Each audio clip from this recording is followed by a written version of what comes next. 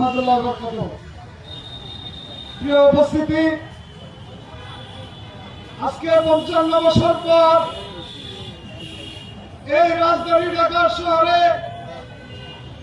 রিক্সা চালকদের পক্ষ থেকে এই মে দিবসে এই রিক্সা শ্রমিকদের কথা স্মরণ করে জাতীয় শ্রমিক শক্তি, জাতীয় নাগরিক পার্টি এনসিপি আমাকে এখানে কথা বলার যে সুযোগ দিয়েছে, এর জন্য আমি সমস্ত 3 চাকার চালক তার পরিবারের সমস্ত সদস্য নিয়ে বিনীতভাবে তাদেরকে আমি বিনম্র শ্রদ্ধা জানাচ্ছি যে এই বৈষম্যের মাঝখানে একমাত্র বাংলাদেশে রিক্সা চালকরা রয়েছে।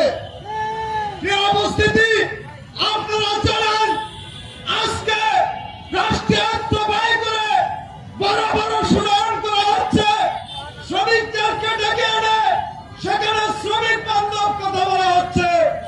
বাস্তবে তার পরিস্থিতি একেবারে ভিন্ন। আমরা শ্রমিকরা শুধু বছরে একদিন এই মে দিবস আসলে আমাদের সামনে বিভিন্ন শ্রমনীতির কথা তুলে ধরা হয়। দুঃখের বিষয়, কোন নীতি আমাদেরকে আজ 55 বছরে স্পর্শ করতে পারেনি। প্রিয় দেশবাসী, আপনারা যারা এখানে উপস্থিত রয়েছেন, আপনারা দেখেছেন 1971 সালে 25শে মার্চ বর্বর পাকিস্তানি বাহিনী এই ঢাকা ইউনিভার্সিটির ভিতরে যতগুলো রিক্সা চালক ছিল সবাইকে নির্বিচারে হত্যা করেছে। 55 বছরে একজন চালকও সেই হত্যার বিচার পায়নি। আমরা 24-এ আর একটি বিকল্প দেখতে পাচ্ছি। যখন বৈষম্য দূর করার কথা বলা হলো, আমরা রিক্সা চালকেরা 36 দিন এই শহরে কোন টাকার গাড়ি ছিল না। আমরা জীবনকে বাজি রেখে এই সংগ্রামে যাত্রীদের আনানো করেছি, অভিভাবকদের হাসপাতালে নিয়েছি, সমস্ত জরুরত পুরো করেছি। কিন্তু 2টি বছর হয়ে গেল, আমরা কি দেখতে পাচ্ছি? আমরা রিক্সা চালকদের কোন ভূমিকায় রাষ্ট্রের কাছে দেখতে পাচ্ছি না।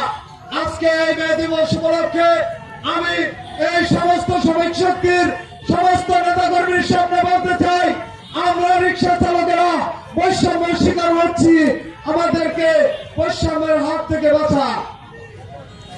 প্রিয় উপস্থিতি, আমি আর আমার আলোচনা দীর্ঘ করতে চাই না। এখানে আমার আলোচনা আজকে এখানে শেষ করছি। জাতীয় নাগরিক শক্তি ইনকিলাব জিন্দাবাদ, ইনকিলাব জিন্দাবাদ।